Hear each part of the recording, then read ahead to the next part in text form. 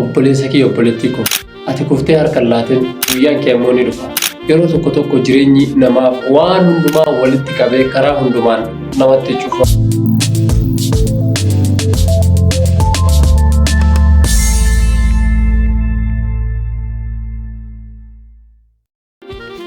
Obboleessa kee obboleettii koo ati kuftee harka laateen guyyaan kee immoo ni dhufa.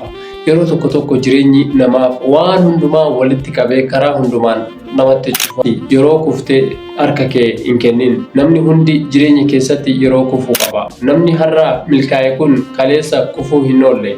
Namni har'a gammadu kun kaleessa boo'ee ture. Namni har'a waan guddaa qabu kun yeroo tokko harka duwwaa ture nama eeggachaa nama ture keessaa. Garaagarummaan isaanii ammoo maalidha? Kufanii kan achumaan hafantu rakkoo guddaa malee kuftee ka'uun ammoo si barnoota. Yoo kuftee namoonni tokko tokko si arguudhaan kuni kana booda ka'uu hin danda'anii. Garuu ati maal goota? Ati ammoo suuta jedhiitii ka'i.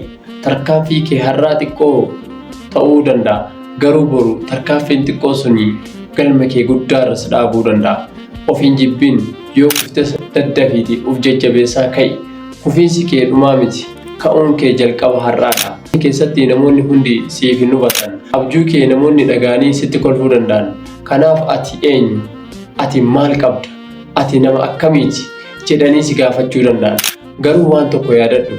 Ani namni abjuu kee hin argine abjuu kee hin murteessu.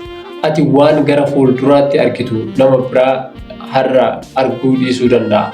Kanaaf yoo namni hundi si hin amanne atammoo ofitti amani. Yoo namni hundi si jajjabeessuu dide atammoo of jajjabeessi. Yoo namni hundi hin dandeessu siin jedhan ati keessa keetitti ani nan yaala nan danda'a jedhiitii of amansiisi. Yeroo rakkoon si mudatu baradhu. Rakkoon yeroo tokko tokko diina fakkaata. Garuu rakkoon hundi diina qofaa miti. Rakkoon tokko tokko immoo barsiisaadha. Rakkoon si barsiisa akkamitti